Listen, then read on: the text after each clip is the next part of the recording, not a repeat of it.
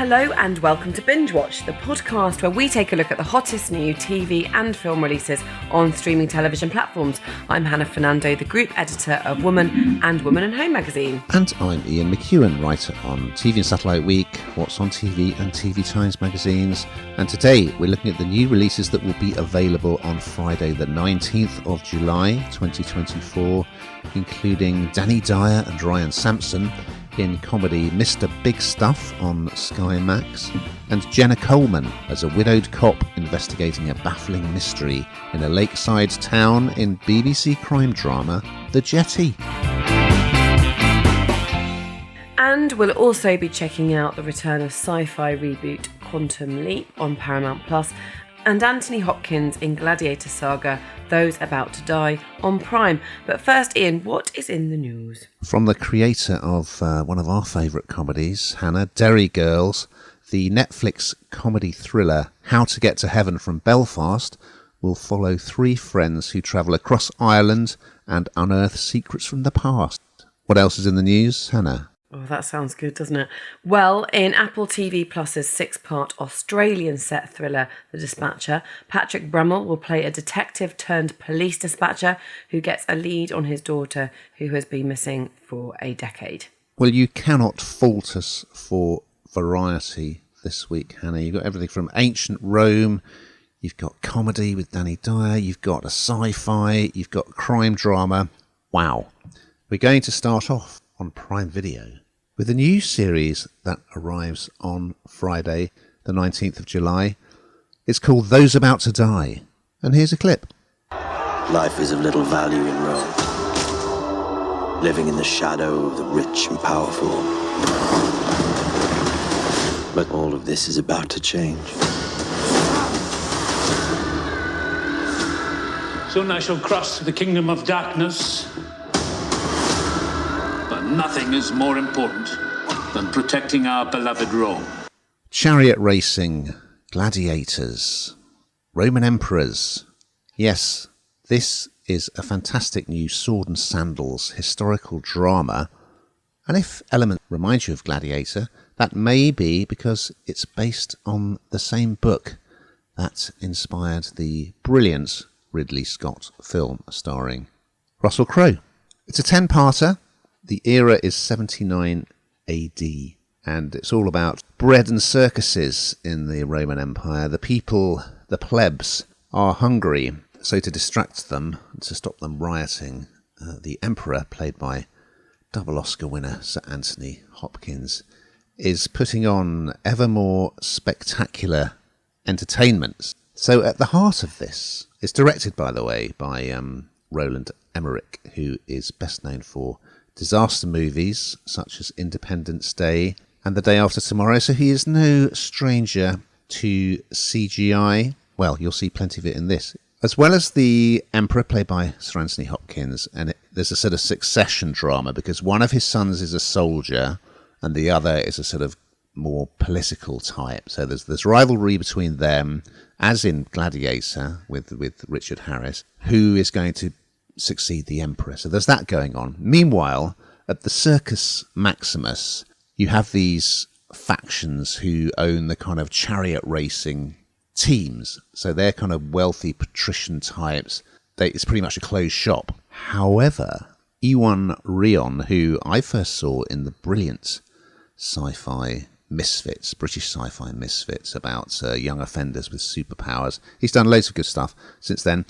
In this, he plays a character who is called Tennis, and he sort of runs a bookmakers, basically, at the Colosseum. But he is a pleb, and he wants to kind of break in to this world of the aristos and all their privilege and money. And he wants to start his own chariot racing team with the help of some Spanish lads with their Andalusian horses and a chariot racer who is the Roman equivalent of someone like Jude Bellingham. He's like a superstar sportsman. There's a lot going on, but I think it is relatively easy to follow. I mean, Sir Anthony Hopkins, it's just his delivery is so distinctive, isn't it? And he's terrific in this. I like the two sons, particularly the conniving one. He's very good. So yeah, there's a lot of politicking going on. but you've also got the thrills and spills of, I mean, remember Ben-Hur, like the classic chariot race in that is somewhat reminiscent of that. You've got the chariot races. We're going to have all these weird and wonderful animals imported from the Roman Empire to take part in the games. You've got the gladiators being recruited, and there's one African family from a sort of outpost of the Roman Empire, and the two daughters and the son have sort of been taken captive by the Romans, and the mum is coming to try and rescue them. So there's all these different storylines, but it's woven together very effectively. I mean, it's great to see this sort of thing on the TV rather than the big screen. So I liked it. What did you think, Hannah? Do you know what? I didn't think I particularly would, although given the brilliance of the cast, you know, I kind of thought I'll reserve judgment, because actually they bring a sort of star quality to things like this. And actually, you know, it's quite, it's brilliant, really. It is exactly what it says on the tin. It is a historical drama, and you learn an awful lot. A lot of brutality, how people are risking their lives, you know, just for the pleasure of the elite, I suppose, or, you know, these four kind of factions that kind of rule the place. And there's so many people that come out and watch these races as well. And, you know, when I've been reading about it, you know, it seems that there's more, it actually impacts on, well, not, it doesn't impact on today's life, but actually there are some similarities in what we still do, albeit we think we're much more civilized. There still is that kind of idea of, you know, pleasing the elite, or pleasing people that are watching, spectators, whether they're elite or not, I should say, really. But also the kind of the politics behind it all, and these kind of big groups that are kind of running everything and seeing, making sure everything that's happening is right, or in some cases not right. So, as you say, very kind of political. And, you know, Anthony Hopkins, like you say, his delivery is just incredible. He has this kind of real Midas touch, doesn't he, with anything that he does. And I thought it was really, really something very different for me, but something really interesting, and something that I would thoroughly recommend. Over on Sky Max, Sky Showcase, and available as a box set on Sky Box Sets and Now TV, and arriving on Wednesday the 17th of July. It's a new comedy called Mr. Bigstuff, and here's a clip. We said no secrets, and you have a brother. Hiya! Why are you really here? I feel like we're connected. By kidnapping my boss. Hello, Glenn. Is he drunk? It's just to grease the wheels. My wheels are greased. Glenn been neglecting his manly duties. Sorry, love. Not keeping his end up. It was never going to be long, was it, Ian, before Danny Dyer made his way back onto our screens, because people do really love him. And this is a 6-part series. And as I say, Danny Dyer is back, slightly different to what he did in EastEnders. This is funny, but it also has moments of kind of, I suppose, deeper rows, and, you know, kind of, I suppose, the idea of, you know, families not getting on, or, you know, the differences between siblings, perhaps I should say, would be better explaining it. So this literally focuses on Danny Dyer, who plays this Mr. Bigstuff, well, Lee Campbell, as he's known, and he and his brother are very, very different. So it's set in Essex. Danny Dyer arguably plays himself, because he is absolutely brilliant, and it's just, I don't know, he just seems to, it's like a duck to water, this part for him, and all hell breaks loose, because these two estranged brothers, they haven't seen each other for a long time, they're very, very different, as I say, they come back into each other's lives. So Danny plays this part of Lee Campbell. He's quite arguably menacing alpha male. I'm not sure that he is that menacing. I think he's quite funny. I mean, he's got a presence about him, but he's not sort of super ripped or anything like that. And he wears, as I'll explain shortly, clothes that aren't necessarily what you'd expect an alpha male to wear. But anyway, he turns up out of the blue at World of Carpets, where his very mild-mannered sibling, very different, as I said, Glenn, works as a sales assistant. So there he is, living his best life, doing what he does, selling carpets, and yeah, doing quite nicely for himself, his life ticking over, married, all very happy. And then Lee comes crashing in and throwing a grenade. He's running from some very violent people, and he needs to move in with his brother and his fiancée, Kirsty. The whole dynamic is just, I think Kirsty just can't quite get over Danny Dyer's presence, because he's very in your face. He's exactly as you know Danny Dyer. He wears their clothes. He's often dressed in this sort of like leopard print kind of long robe. Walks down the street, doesn't care, just in his knickers. Not quite budgie smugglers, but nearly there. It's got a great cast. It's got Adrian Scarborough, Judy Love, and it's. Do you know what? It's a little bit. I think it's a little bit different, actually. I think for not different for Danny Dyer, because Danny Dyer, I think, plays similarly to what he's done before, albeit not quite as sad and melancholy as his part in EastEnders. But as we know him as a character, it's very, very him. And he fully embraces this character. And you see them having rough and tumbles. It's it's silly fighting rather than scary, horrible fighting. It's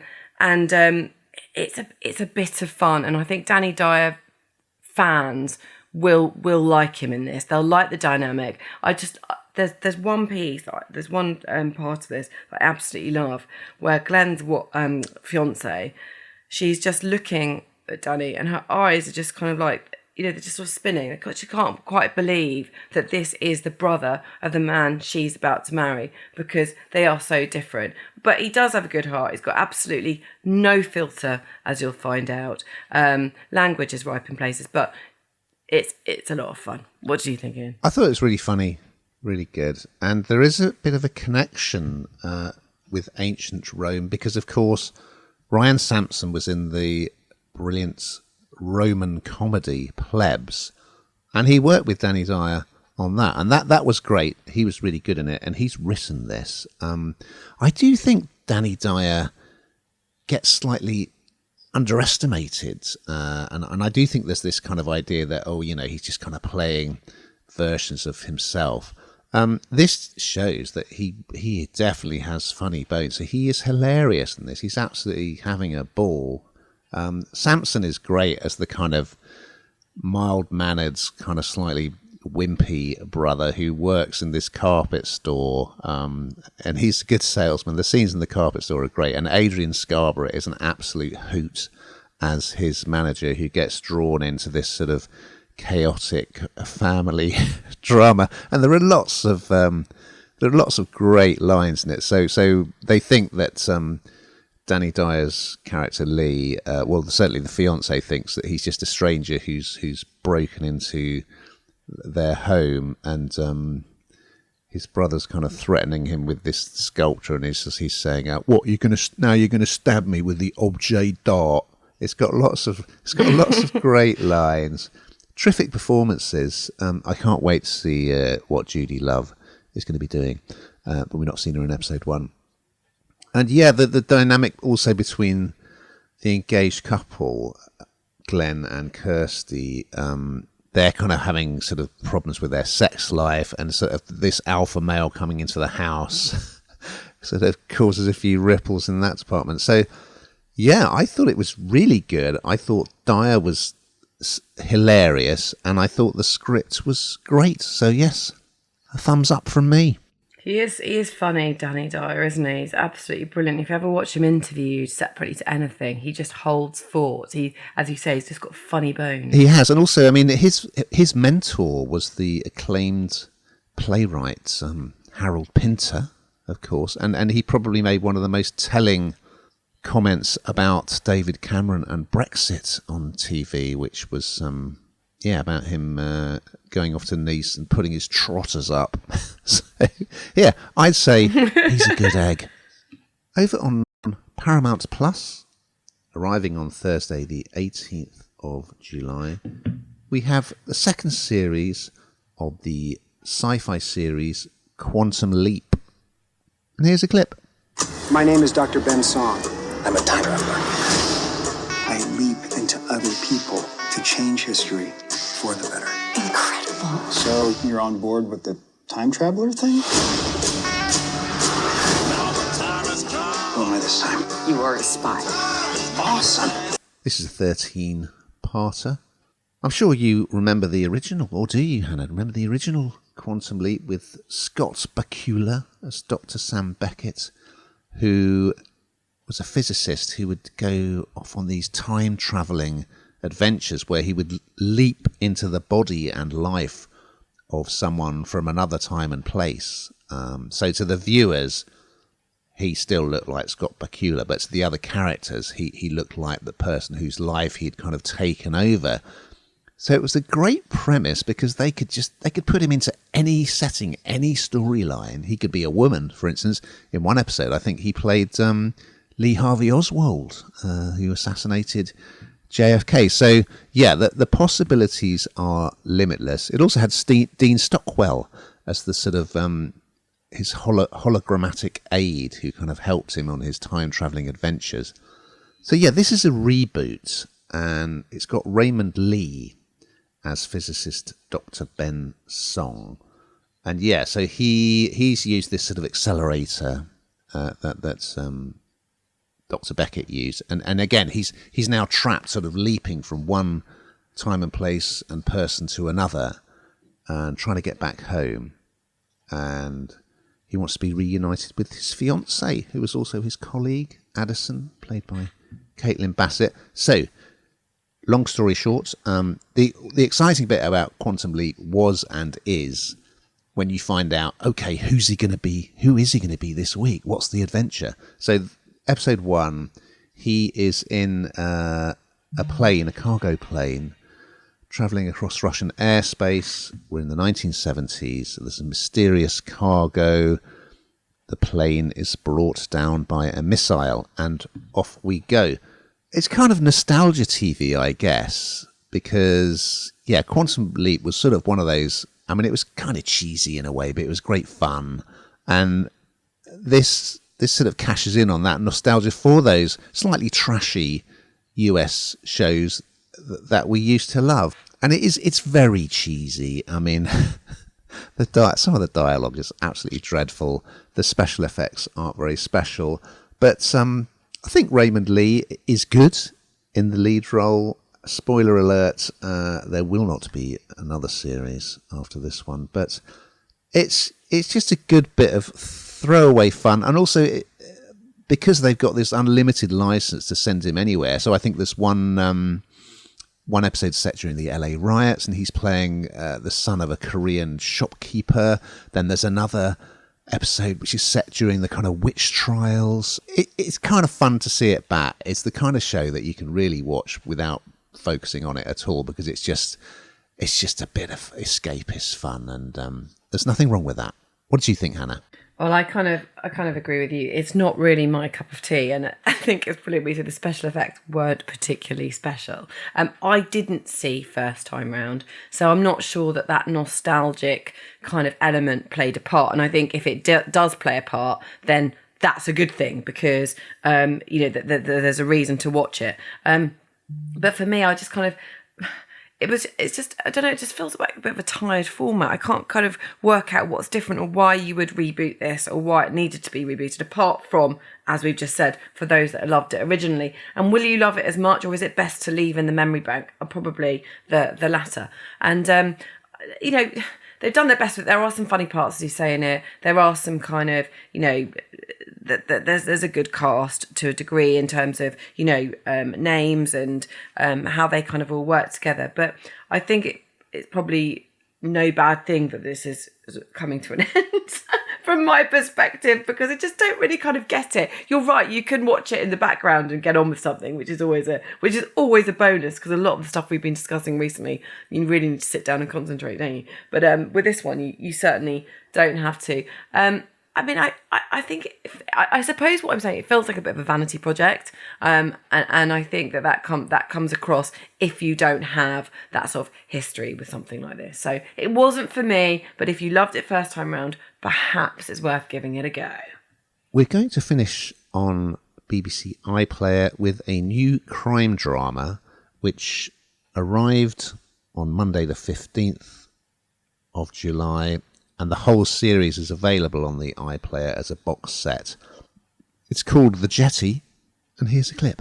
I'm a detective. I'm basically a human lie detector. You're always looking for connections, aren't you? I would say that is a facet of the job, Hitch, yeah. I do a podcast on crimes against women and girls.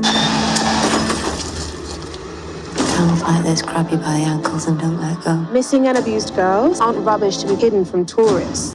Now this, right up my street, absolutely great. Do you know what? I love Jenna Coleman anyway, and this right from the start has this sort of very sort of chilling feeling about it. I don't know. It's where I suppose where it's set. The kind of the music that goes with it. The whole. I think it's been really well curated. It's just. I don't know. It's got some kind of element of star quality. I think right from the very beginning, and not just because of the cast. So this is. It's a drama, but it's a crime. It's crime solving again. So we talk a lot about these things, and it's well trodden ground. So it's quite hard to make anything sort of stand out, I think, to a degree. And this did for me. It's not overcomplicated. It's quite it's a story that just is a journey. Particularly centres around Jenna Coleman, who plays widowed DC Ember Manning, and. It's set in this Lancashire lakeside town, so again, quite normal for it to be a small town, hiding a load of secrets. But it's edgy. There's something about it that does sort of keep you on the edge of your seats. I don't think it's that predictable for me, anyway. So as I say, Jenna Coleman, who plays the part of DC Ember Manning, she is with her young colleague Hitch, and they're called out to a fire at a boat hut and sailing club that was once owned by Ember's late husband. Now they are trying to turn this boat hut into a holiday home, and there's been protests everywhere. People don't want it, locals don't want it, and so first thought is this is an arson attack, and she straight away. On the surface, this is an arson attack. This is just what we need to do. Get on with it. We need to find out who did it. But no, this web of lies, this web of kind of chilling secrets, I suppose, about this town all starts to unfold, and she finds herself very much drawn into a very tangled and quite difficult investigation. And in this investigation, she meets some really interesting people because. Well, they've all got issues, I hasten to add, but I think they're cast really, really well. So she comes into contact with this troubled teenager, Miranda Ashby, played by Shannon Watson, and she's part of this very shady local family, and I think she does a really good job of playing this part. Really, she's so authentic, and I don't know, she brings something quite special to it, I think, because she's troubled, but you get a real insight into why someone is as troubled at the point of life that they are. And she also encounters this podcast journalist, Riz Samuel, and she's researching another case about a missing person. And it's to do with two young girls, underage girls, and an older man. As they often do, Ember becomes completely obsessed with helping with this and spotting any potential connections, and it kind of takes over her life, really. And Jenna Coleman, she's got this sort of real calm approach, but it sort of is for something like this creates a sort of chilling atmosphere, I think. And she can't stop once she's in there. That's it. And I suppose that's the driven police person, isn't it? That is that sort of that drive, that want, that passion. We're not clocking off. We want to find out exactly what's going on. And I don't want to give away too much. And I haven't seen all of it, but she unearths a lot of stuff, and not just about the town, but about herself. And she suddenly starts to question who she can really trust. So it's kind of interwoven, but quite simplistic to follow. From what I've seen so far, I really enjoyed this. And as I say, the people that are cast here, I think there's some real stars here. And they really are authentic in the parts they play. They're really credible. What do you think, Ian? Well, it's been suggested that this could be the new Happy Valley. And I'll leave you to make up your own minds, but certainly there are similarities, very strong female characters, quite a lot of domestic scenes, a lot of toxic male behaviour, a tight-knit local community. Yeah, Coleman is great in this. Although when it starts, the beginning of episode 1, don't be put off, because it starts with this podcaster. I kind of like, well, what do we have to have a podcaster? But anyway, we start with this podcaster, and then that device that is often used in crime dramas or horror movies of a tiny little flashback, which one character is having some kind of traumatic memory, and you know that as it unfolds, you'll see slightly more, and eventually you'll find out what this traumatic memory is. Don't be put off by that. So yes, Jenna Coleman as the slightly strangely named Ember Manning, which is somewhat ironic considering she's investigating an arson attack. She's got her own domestic trauma that she's dealing with, and she lives with her daughter. Then you've also got her mum will make an appearance as well, the brilliant Amelia Bullmore.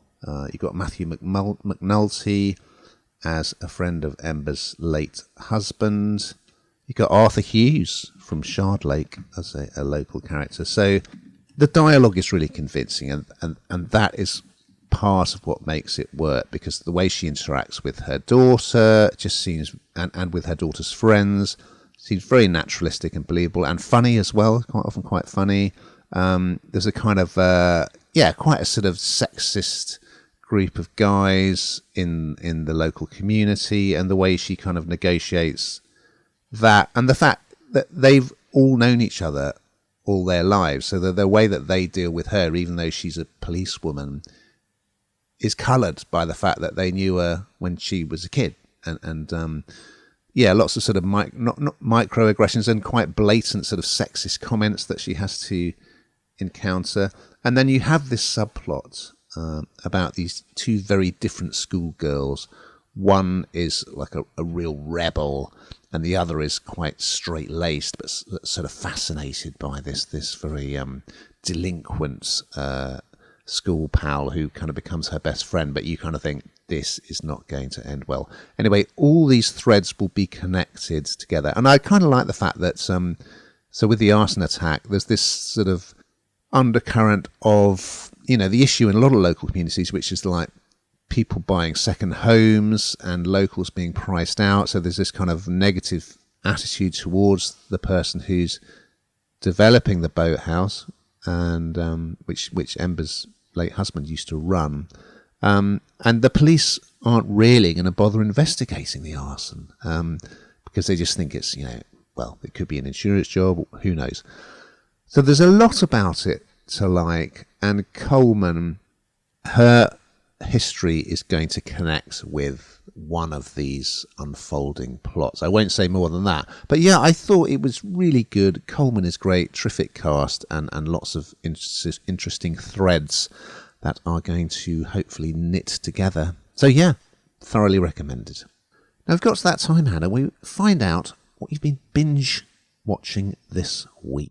Well, it was a week of sport, really, because it was the Wimbledon finals, the football Euros, and so I decided to top it all off with watching Federer on Prime, which we have discussed before, which was great. How about you, Ian? Well, I watched a film on Netflix from director Jordan Peele, who brought us Get Out. This one's called Nope.